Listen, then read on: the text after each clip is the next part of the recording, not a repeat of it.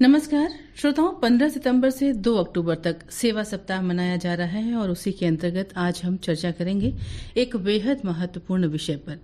विषय है प्रधानमंत्री जी के नेतृत्व में नए भारत का नया द्वीप अंडमान निकोबार द्वीप समूह।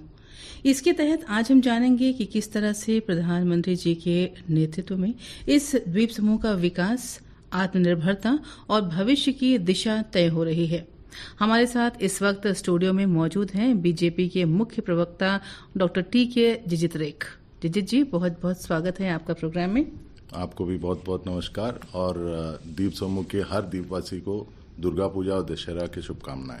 तो ये जो नए भारत का नया द्वीप है जिसके विषय में आज हम चर्चा करेंगे, थोड़ा बताएं इसका वास्तविक अर्थ क्या है, इसकी परिभाषा क्या देंगे आप? देखिए, एक समय ऐसा था जब हम लोग मेनलैंड इंडिया जब जाते थे जी। लोग पूछते थे कि अंडमान निकोबार आने के लिए क्या पासपोर्ट का जरूरत है। लोग पूछते थे यहाँ लोग कपड़े पहनते हैं। तो मुझे तो याद है जब मैं इंजीनियरिंग कॉलेज में गया था तो प्रिंसिपल ने मुझे बुलाया था और पूछा था कि अंडमान निकोबार से आए हो, आप लोग कपड़े पहन के आए। मतलब अंडमान निकोबार का पोजीशन ऐसा था कि हमको एक पिछड़ा हुआ, एक हम लोगों को जंगली समझते थे। बिल्कुल बिल्कुल। उस फेज से हम लोग निकल कर आज अंडमान निकोबार एक इंटरनेशनल टूरिस्ट हब बनने जा रहा है। तो ये सब जो ट्रांसफॉर्मेशन हुआ है नरेंद्र मोदी जी के विजन के कारण और उनके मिशन के कारण। बिल्कुल। तो उस समय का जो द्वीप समूह था और आज का जो द्वीप समूह है, वैसे तो विकास में बहुत सारे अंतर आपने देखे होंगे, लेकिन सबसे बड़ा अंतर क्या देखते हैं आप? देखिए, सबसे बड़ा अंतर ये है कि जब मैं यहाँ से निकलता था तो आखिरी बार माता पिता से बात होता था। अच्छा। और जब हम लोग लौट के आते थे और जब घर के दरवाजे पे पहुंचते थे तब उनको मालूम चलता था कि बेटा वापस आ गया है। 5 महीने बाद, 6 महीने बाद, कई बार 1 साल बाद माँ बाप का आवाज सुनने को मिलता था। तो जो कनेक्टिविटी और दूसरा, आज मेरा बेटी इंग्लैंड में है, मैं डेली उसके साथ वीडियो कॉल करती। कुछ सालों के अंदर जो डिफरेंस आया अंडमान निकोबार का, अब थोड़े दिन पहले के कोविड से पहले का आप सोच के देखिए कि एक फोटो डाउनलोड करने के लिए बफरिंग होता रहता था मोबाइल आपका। बिल्कुल। आज आप वीडियो कॉल कर रहे हैं। वो है नया अंडमान जो ट्रांसफॉर्मेशन हुआ है। जी। तो जैसे हम बात कर रहे हैं कि प्रधानमंत्री जी के नेतृत्व में पूरा देश जो है वो अपनी स्थिति को बदल रहा है, पूरे देश की स्थिति बदली है। ऐसे में अपने द्वीप समूह को कहाँ देखते हैं आप, कितना विकास आप देख रहे हैं? देखिए, मैं तो कहता हूं कि आने वाले कुछ साल के अंदर इंडिया का जीडीपी में अंडमान का एक बहुत बड़ा रोल होगा। सबसे पहले तो जब आपका ट्रांसशिपमेंट पोर्ट जो ग्रेट निकोबार GNI प्रोजेक्ट बोलते हैं वो शुरू होते हैं, आपको मालूम होना चाहिए कि दुनिया का 25% जो बिजनेस होता है, ट्रेड जो होता है, वो हमारे जो कैम्बल बे के जो इंदिरा पॉइंट है वहां से हर 2 मिनट में एक जहाज क्रॉस करते हैं। और हम लोग उस बिजनेस को टेप नहीं कर पा रहा था इतने साल तक। और बहुत विरोध भी है उस प्रोजेक्ट को लेकर, लेकिन वो प्रोजेक्ट जिस दिन आ जाएगा तो इंडिया का जीडीपी में अंडमान का एक बहुत बड़ा योगदान रहेगा। वो तो एक पार्ट है सिर्फ। बिल्कुल। दूसरा रहेगा आपका टूरिज्म, जैसे एविस आइलैंड, आपका रोसन स्मिथ आइलैंड को डेवलप करने जा रहा है। जो लोग आते हैं आई एंड टूरिस्ट में, वो काफी सारा पैसा यहाँ स्पेंड करते हैं और अल्टीमेटली वो पैसा हमारे सिस्टम के अंदर जाता है और यहाँ के लोगों का लाइवलीहुड जो है वो उठता है।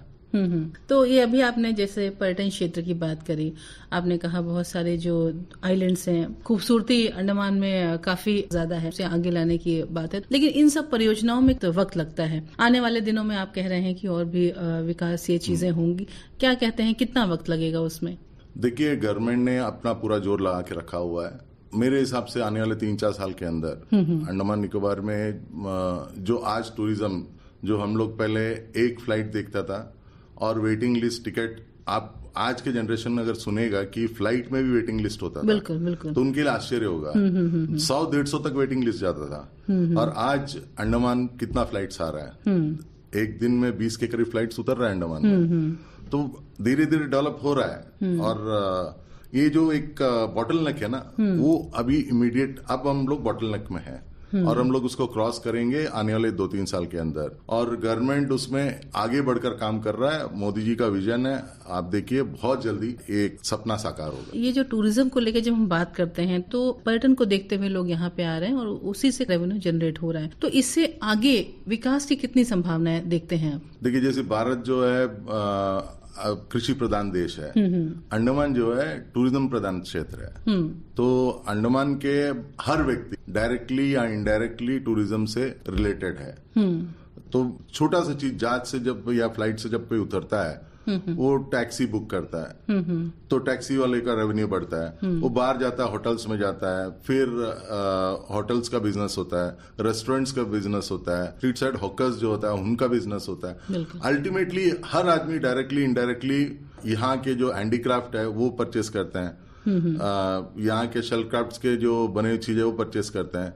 तो अल्टीमेटली वो जो पैसा आता है यहाँ का इकोसिस्टम और यहाँ का जो बिजनेस के अंदर ही आता है, और वो जो सर्कुलेट होता है। तो लोगों का लिविंग स्टैंडर्ड, आज से आप 10 साल पहले अंडमान के लोगों का लिविंग स्टैंडर्ड देखिए और आज का लिविंग स्टैंडर्ड देखिए। बिल्कुल। इंडिया अगर बाइक एज में है, 2 व्हीलर एज में चल रहा है, तो अंडमान कार एज में आ चुका है। आप हमारे यहाँ के गाड़ी का रजिस्ट्रेशन को अगर देखेंगे तो आज 1 लाख के करीब गाड़ी है अंडमान में। पॉपुलेशन आपका 4 लाख है। मतलब क्या है कि हर फैमिली में एक गाड़ी है। बिल्कुल। तो अंडमान तो धीरे धीरे रिच हो रहा है ना। बिल्कुल। समुद्री और हवाई कनेक्टिविटी वो यहाँ की लाइफलाइन है, आगे भी रहेगी।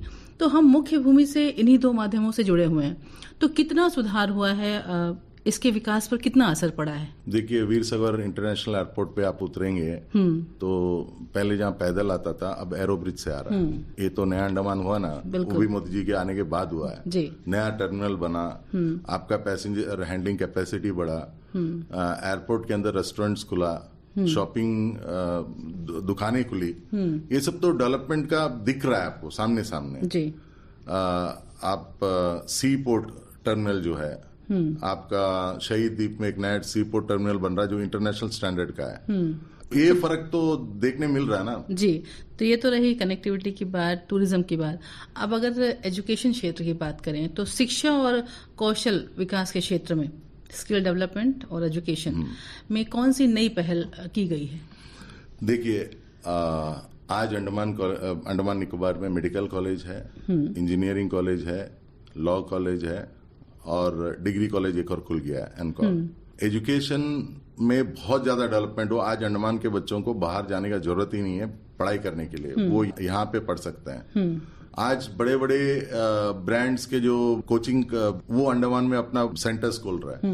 वो दिखाता है कि अंडमान निकोबार में कंपटीशन भी आ चुका है और बच्चे जो है पढ़ाई के लिए उनको बहुत, पहले आपको इंजीनियरिंग का एक 50 सीट होगा, मेडिसिन का 8 या 9 सीट, और उसके बाद जो बचे थे उनको जेएनआरएम जाना होता था। आज ऐसा नहीं है, उनके पास कई स्कोप्स है। आप शिपिंग लाइन में जाना चाहता है तो उसके लिए कोर्स है अंडमान में। आप होटल लाइन में जाना चाहता है तो होटल मैनेजमेंट के कॉलेज है।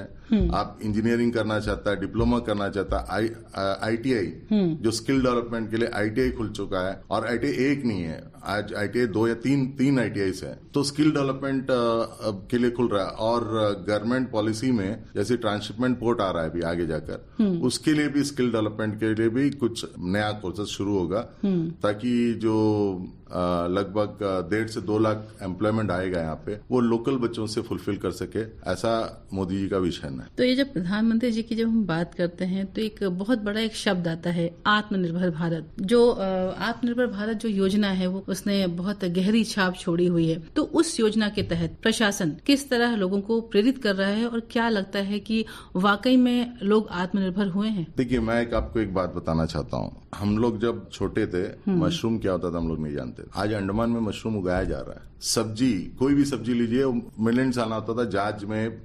हम लोगों के लिए एक सपना होता था।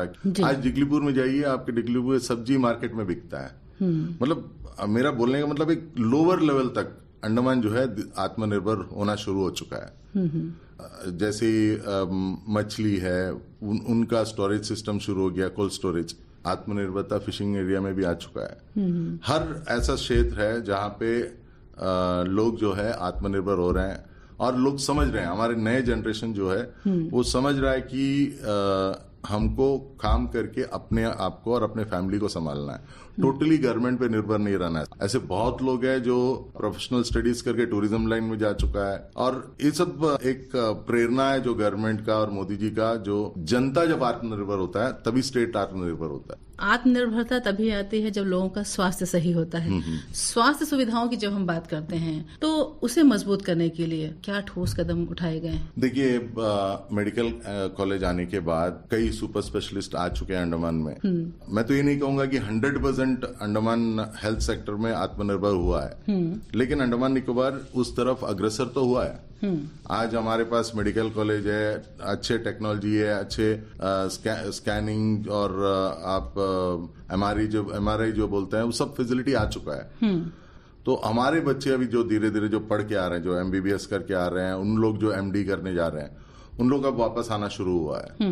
तो उन लोगों के आने से हेल्थ सेक्टर में भी एक आत्मनिर्भरता आना शुरू हुआ है। तो आने वाले वर्षों में द्वीप समूह को आप किस रूप में देखते हैं? पर्यटन हब में, व्यापारिक केंद्र में या सामरिक आधार पर? देखिए, मैं आपको एक बात बताता हूं कि इंडिया का 25% कोस्टल एरिया अंडमान निकोबार में है जी। वो लोगों को सुनकर बड़ा आश्चर्य होगा। मैप में दिखता बहुत छोटा है, लेकिन अंडमान निकोबार का जो कोस्टल एरिया है 25% है देश का जी। जो हमारे यहाँ के जो समुन्द्र के संपदा है, पोचर्स अंडमान क्यों आते हैं? बर्मा, थाईलैंड वगैरह से यहाँ मछली पकड़ने आते हैं। उनका यह कहना है कि वहां पे 1 महीना जो फिशिंग करता है उतना यहाँ पे 1 दिन में मिल जाता है। टूरिस्ट इसमें अंडमान निकोबार एक इंटरनेशनल टूरिस्ट हब बनेगा, जैसे कि ग्रेट निकोबार में भी एक ग्रीनफील्ड एयरपोर्ट बनने वाला है। तो वो जो है टूरिज्म को निकोबार साइड में भी डेवलप करेगा। और डिफेंस सेक्टर में तो अंडमान आज इंडो पैसिफिक का एक बहुत बड़ा ये बन चुका है। कि हाल ही के वर्षों में सबसे बड़ी उपलब्धि, अगर सबसे बड़ा अचीवमेंट क्या रहा द्वीप समूह के लिए? देखिए, ओएफसी केबल आना एक रेवोल्यूशनरी चीज था, जो चीने पोर्ट ब्लेयर को हमारे श्री विजयपुरम को जो कनेक्ट किया है, वो एक बहुत बड़ा उपलब्धि है गवर्नमेंट का। हर चीज आज के डेट में कनेक्टिविटी से ही आगे बढ़ता है। आज आप गूगल करेंगे तो अगर कनेक्टिविटी नहीं होता तो अंडमान निकोबार के कोई चीज दिखाएगा ही नहीं आपको जी। तो जो ओएफसी केबल आया और यहाँ पे इंटरनेट जो स्पीड हुआ है, वो सबसे बड़ा चीज है जो अंडमान को ट्रांसफॉर्म करना शुरू किया है। इंटरनेट आने के कारण अंडमान निकोबार में एक रेवोल्यूशनरी चेंजेस आया है। तो श्रोताओं, ये थी हमारी खास बातचीत प्रधानमंत्री जी के नेतृत्व में नए भारत का नया द्वीप अंडमान निकोबार द्वीप समूह। जी ने बड़े विस्तार से बताया कि किस तरह ये द्वीप समूह नए भारत की नई पहचान बन रहा है और आगे भी बनता रहेगा। तो जी कार्यक्रम में आने के लिए और वक्त देने के लिए बहुत बहुत शुक्रिया आपका। आपको भी बहुत बहुत शुक्रिया, और फिर से द्वीपवासियों को दुर्गा पूजा और दशहरा और दिवाली जो आ रहा है उसका शुभकामनाएं। एक बार फिर बहुत बहुत धन्यवाद आपका। और अब इस विशेष कार्यक्रम से चाहेंगे इजाजत। नमस्कार। नमस्कार।